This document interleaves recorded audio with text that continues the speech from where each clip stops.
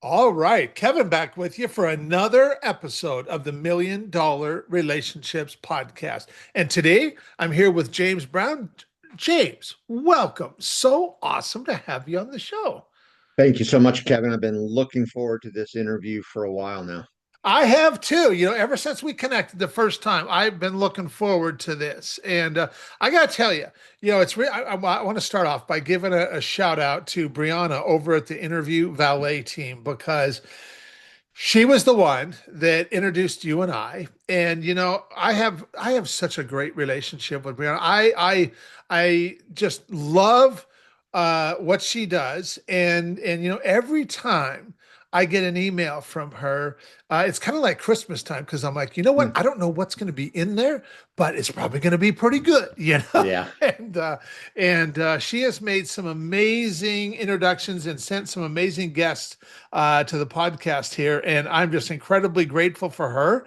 And of course, when you come through an introduction like that, man, James, when you and I connected for the first time, it was kind of like we'd already known each other for years, and that's what yeah, happens when you get connected through somebody that you've already got a relationship with, you know. I agree. And I agree. There's this know you, like you, trust you factor. yes, And yeah, when you're introduced to somebody through somebody like Brianna, then it breaks down that barrier, you bet. So yeah, Absolutely. Absolutely. And I'll tell you, in this day and age, with everything going on, trust is becoming more and more valuable all I the would time. agree. You know, and yeah, that trust is one heck of a valuable asset right now. And so, well, what I want to do is I want to start just by setting some context and letting Okay. our listeners know a little bit about who you are and what you're all about and stuff. So let's just start. I'll just ask you, what do you do, James, at Business Accelerator Institute, and who do you guys serve? Yeah, we help owners of professional service businesses scale their business in a very predictable, repeatable, profitable way Okay. that's not going to require them to work 70 to 80 hours a week and give up everything to have that business. I want to help them build a business that serves them instead of the other way around. Amen. And Amen. so I've helped over 450 business owners do exactly that. Um, and it comes out of my love for building businesses that I kind of stumbled upon early in my career. Very good. Very good. Well, let's dig. Well, first, I want to ask another question, then I'll come back to that Okay. question. So, what inspires you most about the work you get to do and the impact that you get to have in this world, James? I think the biggest thing, something my wife told me probably my second year in my first business. When we're in that hustle market sell mode and we got enough money to just get by, but not really profitable. And we had a client that asked for a refund, and I'm struggling with that decision because it's not like we had a bunch of money sitting in the account. Mhm. And she said this to me that now, 30 years later, still resonates with me is that at the end of the day, you do what's right and everything else will follow. Mhm. And that's Mhm. exactly what I've done. And so when I'm helping business owners, at the end of the day, I think we're all here to help more people, to Yeah. help Yeah. people. And so the more people I can help, the more that I kind of create that circle and it keeps like a ripple effect in the water. Yeah. Right. And so when I started my business, it was just me and her, and we were helping this many people. And then we started to expand and market. And now we had staff and we're helping this many people. And then we opened another location in a different state and it just kept expanding. And then I realized that my joy came in building the businesses, not running that particular business. So I sold it. Okay. And now I've helped over 450 business owners do that. And I just keep expanding the number of people that we help. And that's really what I'm trying to do. Okay. Okay. How do your ideal clients find out about you guys, James? A lot of it right now is word of mouth. Okay. Okay. Um, a lot of it is through Brianna's touches, Mhm. with Interview Valet and Okay. putting me on 40 podcasts this year. Okay. Um, That's a pretty good clip. so most of my clients that come and work with me will have heard from me from somebody else. I haven't really done any marketing or Okay. anything like that. It's just the results speak for themselves. And, Mhm. when I see that light bulb moment go off in somebody's head, I've got a client right now. He's 69 years old. He's been practicing law for 50 years. Okay. He's never broken $500,000. And he's like this small town Alabama lawyer.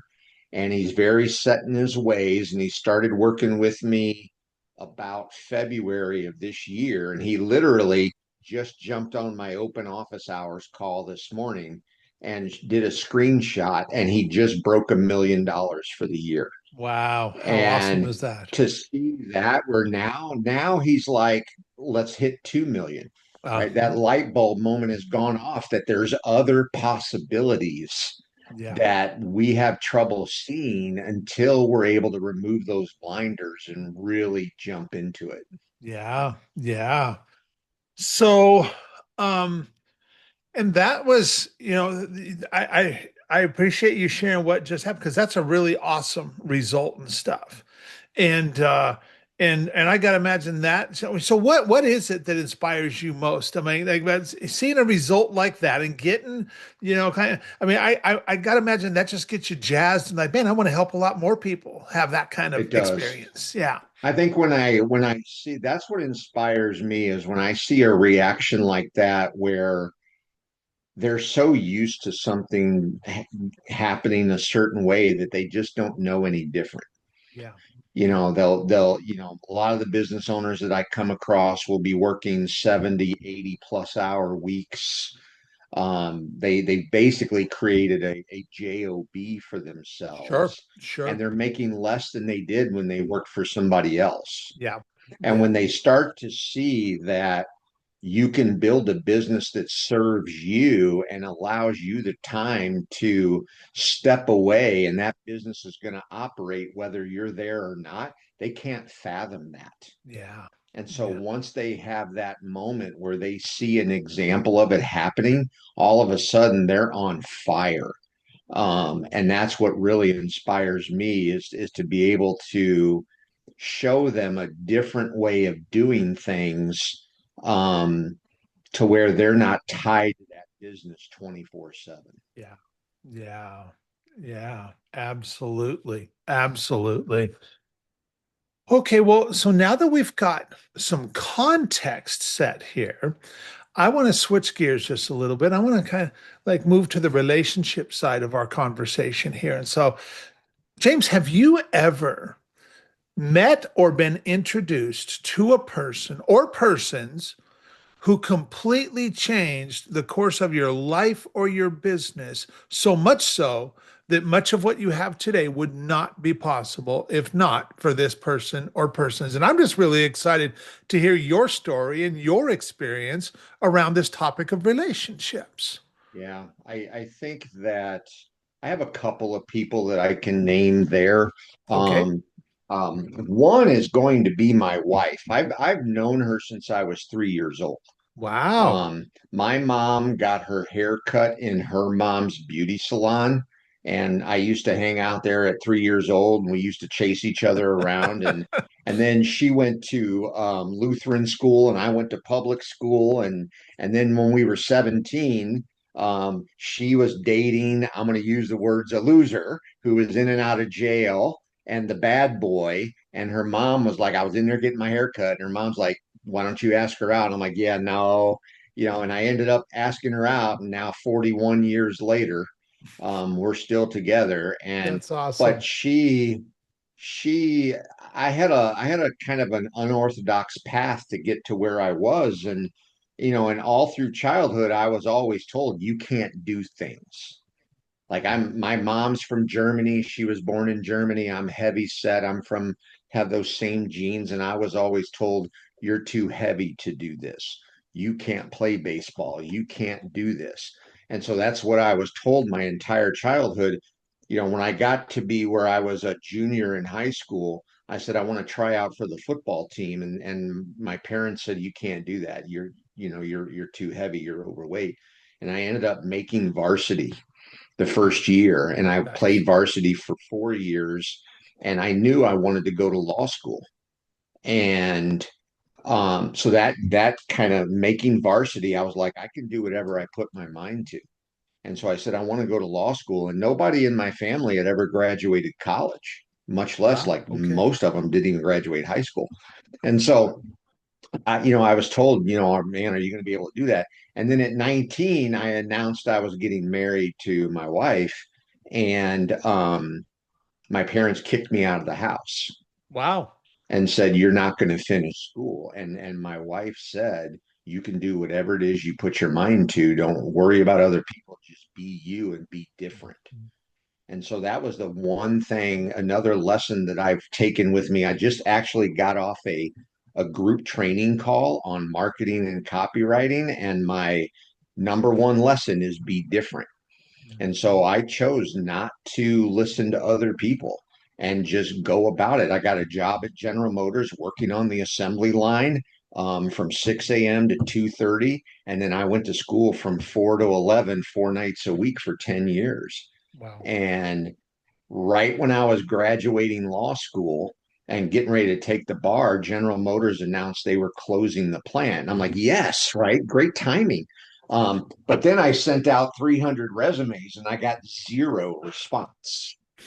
And that was a wake up call. And in hindsight, I wouldn't have hired me either. I didn't have any legal experience, but it forced me to jump into the business by necessity, not by choice. Okay. At that time, I had a 5 year old, a 2 year old, and a 1 year old.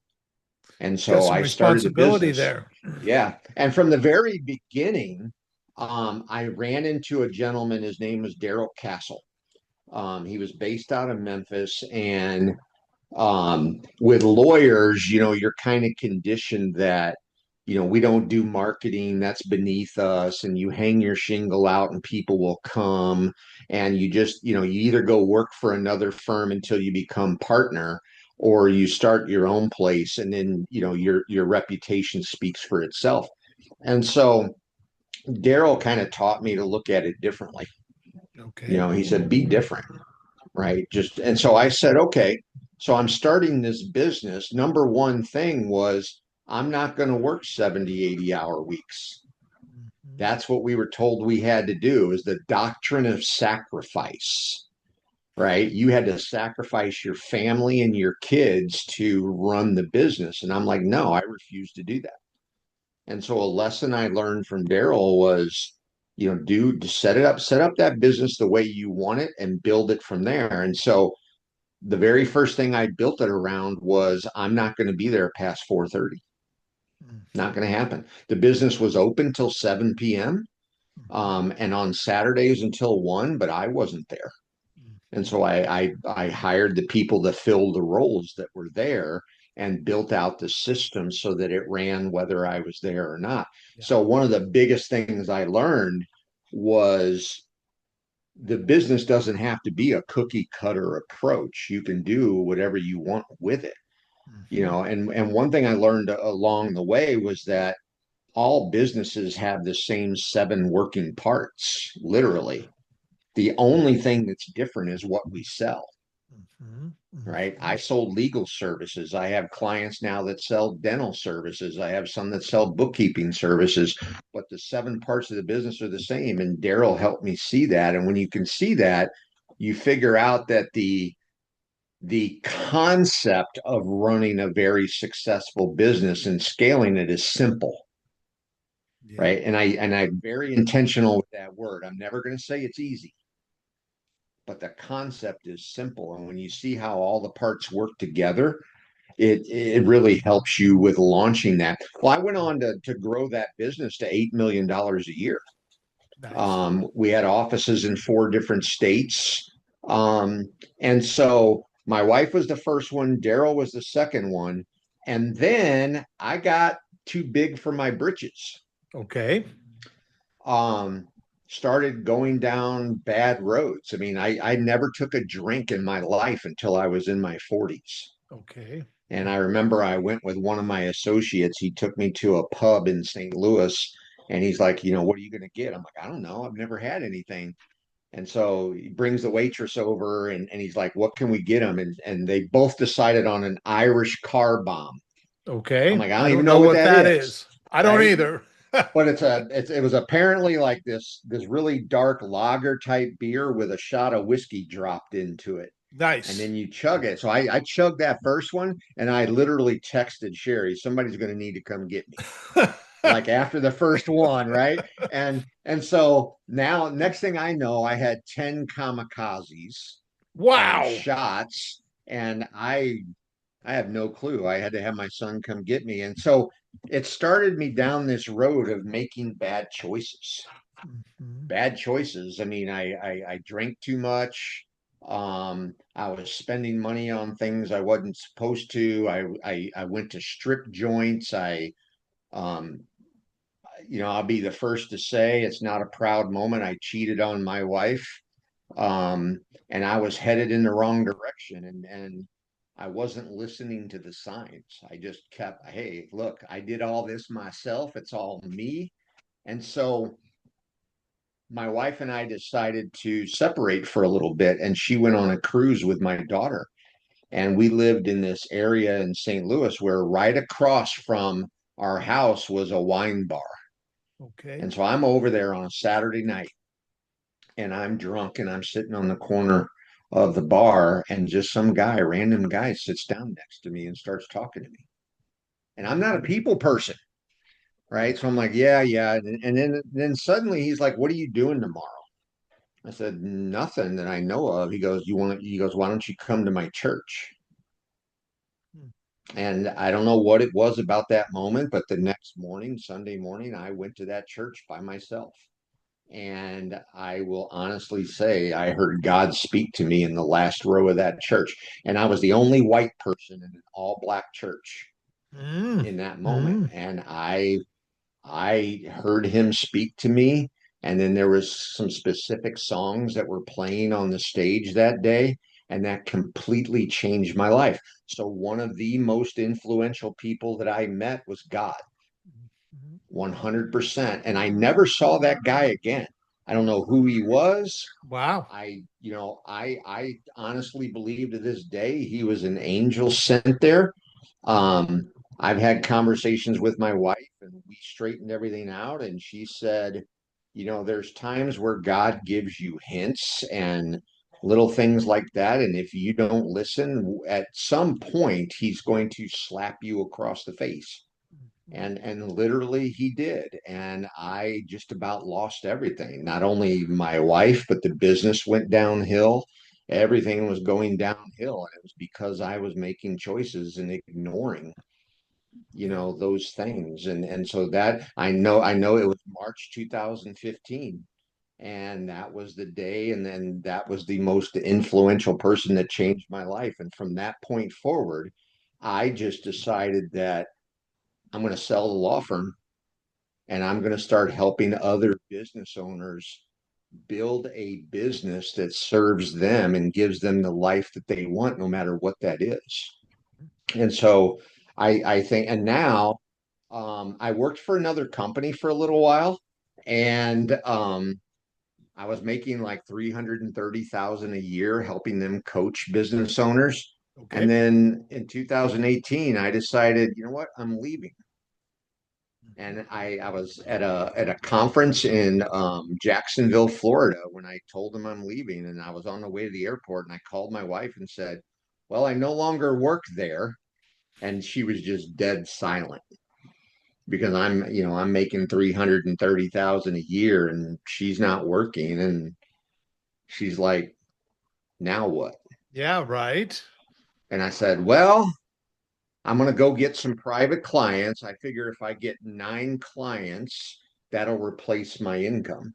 Okay. And I said, so my goal is to do that in the first 60 days. And I prayed about it. It took me 9 days, 9 days, and I replaced my income.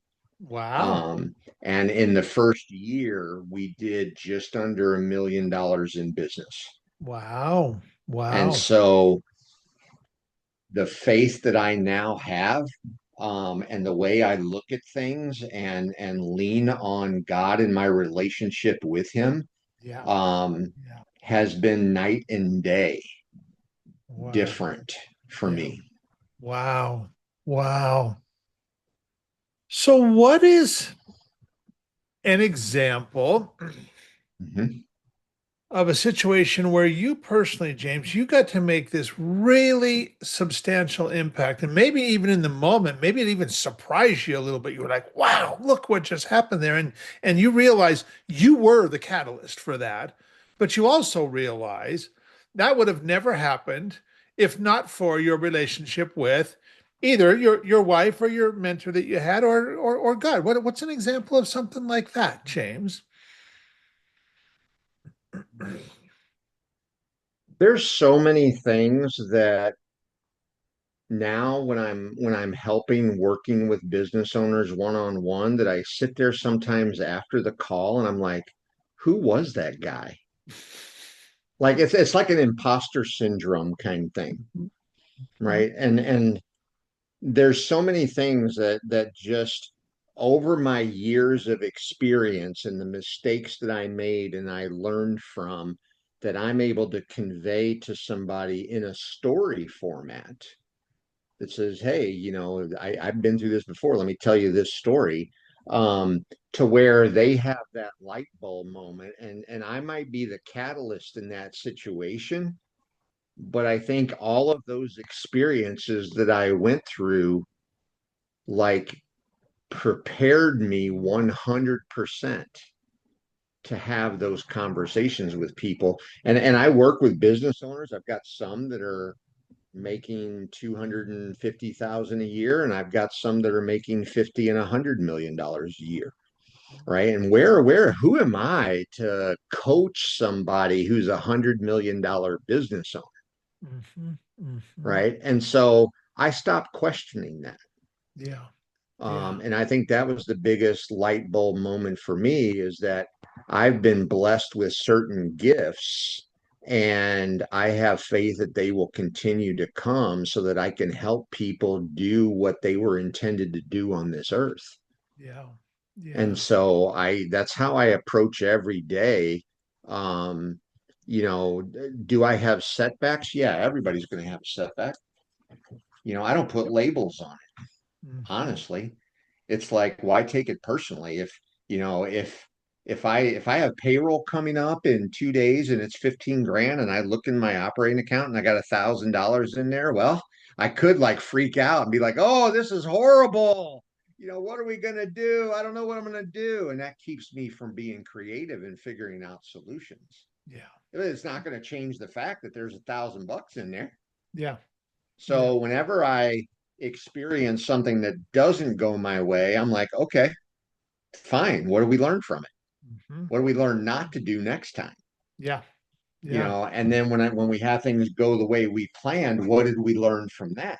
You And so bet. being able to take everything that happens as exactly as it's meant to be and learning from it is, I think, the biggest life lesson that I've been able to use as a catalyst to help other people. Yeah. Yeah. That is really powerful. That is really, really powerful. And some of what you were sharing, I can totally relate because I get to serve entrepreneurs that run businesses way bigger than any business that I've created personally, Mm-hmm. and I kind of used to feel the same way, or I would put them on a pedestal because I'm like, wow, look at what they've created, Yes. and then followed up by like, who do you think you are trying to help somebody like that? They don't need you, or whatever, Yep. and but I have come to realize that actually my God-given gifts and abilities, it's that person, it's that already well-established entrepreneur who is already making a big impact through their business. They're using their business as the vehicle to make their biggest impact. And it's that entrepreneur that I'm most valuable to, Oh yeah. and Yeah. so I've had to grow into this person who, you know what, and what I have discovered here, hosting this, I mean, I'd figured it out before I started hosting this podcast, but hosting this podcast has definitely, there was definitely life before the podcast and life after the podcast, no doubt about it.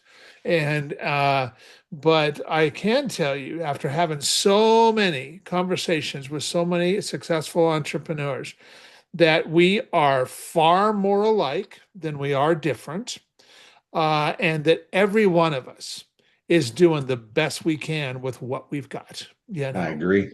and these successful business owners, they, they have had people that have helped them, and for the right people who come into their lives, they are all about like helping other people too. I mean, Yeah. they are some of the most generous and giving people you'd ever meet. They just show up ready to help and serve and contribute and pour into others, and it's really beautiful to watch. And Yep. it's been such an amazing experience just discovering that about people. And it changes the game, because now it's just like, you're like, you know what, I don't care who I'm talking about. They could be the queen or king of some nation. I don't care. I'm just going to have a heart-to-heart conversation with them, Right. and so, and because it just puts things in perspective for you. Yeah. And It's interesting because we had a live event where we had business owners that were, $10 million and up, 50 million, 100 million. And sometimes they adopt the mindset that I'm not going to learn anything from people that aren't at my level. And so we had this exercise where we broke them out to sit at tables, and so we had the $100 million firm owner and the $50 million firm owner at tables with under 500,000 business owners. And I was kind of nervous at first, but when they all started talking, the guys who ran the 50 and $100 million businesses, they had just as many notes and ideas they got from the under 500,000 people who were still nimble and able to pivot real fast and yeah, do things in their business that were new and innovative that these guys stopped doing. yeah, Right. And so they realized in that moment that we can all gain something from each other. And it's not just about the amount of dollars that your business has grown to. that's right. Yeah, that's absolutely right. You bet. Yeah, and that's totally been my experience too, because the entrepreneurs in my world are running businesses anywhere Mhm. from 500,000 a year on up to 750 million a year, Yeah. but the commonality is like I said, every one of them is using their business as the vehicle to make their biggest impact. And every one of them is just this amazing, giving, generous person and stuff, and it's those commonalities that bring them together. And when you get that kind of people together, who they just always show up to serve and contribute, well, I'll tell you what, you get that group of people together who everybody shows up that way, everybody gets to receive in a really Absolutely. powerful way too, regardless of Yes. size of business, Oh, yeah. And so, yeah, yeah. And there's always somebody bigger. There's always somebody bigger, Always. And so and playing the comparison game, that's a losing battle, man. Mm. And so It is. I never worry about what other people are doing, yeah, yeah. and it was funny the other day because, we've built very successful businesses multiple times. And a question my wife asked me, because I just turned 60 not that long ago, and she's like, when is enough enough? And I've always thought about that in terms of money and how much money you make. Mhm. And so I ran it by somebody that was in my mastermind group. I'm like, okay, so when is enough enough? And he's like, well, what is your goal? I said, to help people. And he said, how many people are on the planet? I'm like, I don't know. He's like, I don't know either, like 7 billion or something. I'm like, yeah. He goes, well, then are you ever going to run out of people to help? And I'm like, Probably well, not. probably not. Yeah. And so I look for other ways to help them too, volunteering through the Red Cross, deploying to disasters, things like that, Yeah. where I can give back and help people that aren't business owners. It's just all about what's important for us. And so I learned from somebody who actually had a business that was a lot less revenue than me, that I'm never going to run out of people to help. Mhm. Yeah. Yeah. Wow. That's awesome. That's awesome. Well, I'll tell you, James, I really appreciate you taking the time to have this conversation. And for anybody that's sitting here right now going, man, Kevin, I really like James. I like who he is. I like how he shows up, and I really appreciate some of the things that he shared. And maybe they're even thinking like, man, maybe James might be able to help us. Or maybe they're thinking of somebody they know and like, you know what, I got a friend that I think maybe James might be able to help. Any websites, any resources we can share with folks? Yeah, the website that we're currently kind of growing this other side of the business. So my business up to this point has been building the one-on-one relationships with business owners, but I Okay. realize I can only work with so many one-on-one people, Sure. right? Yeah, we're going to So hit bandwidth doing one on one. yeah, and so how do I expand that outward? And then that's how Business Accelerator Institute was born. And I'm thinking about it in terms of how do I give business owners a Harvard level business degree without spending Harvard level dollars? Okay. And so that's where Business Accelerator Institute was born. And I've got a course catalog of over 55 4-week courses that address all 7 parts of the business. And if you think about it, like back in the days when we were in college, there's level 100 courses, 200 courses, 300 courses, 400 courses. Uh-huh. And then you have the opportunity to jump on open office hours calls with me. There may be some one-to-many opportunities like mastermind groups. I have 2 of them that I'm running now Okay. that I've been asked to start a couple more. So I'm looking to do that. And then a very limited few I take on personally because it is a big commitment to do that. Hmm. But it allows like the small business owner to get the education in course format for 249 bucks a month, Okay. and you're in it for as long as you want to be in it, Yeah. and get us. And then every Wednesday, I do 2-hour open office hours. I just open my Zoom room. Everybody has the link, and anybody that wants to pop in there and ask questions can ask questions. Okay. Um, Okay. this morning, I had like 21 businesses in there asking Okay. questions. Okay. Right. So Okay. Business Accelerator Institute is the main website to go to. Okay. And then we've also built a landing page just for your listeners. Okay. It's businessaccelerator.institute/MDR for Okay. $1 million relationships. And so Perfect. if they go there, they'll see there's a download, a top 10 mistakes that'll destroy your business that they can get for free. Okay. They can also get a sneak peek at what the courses look like.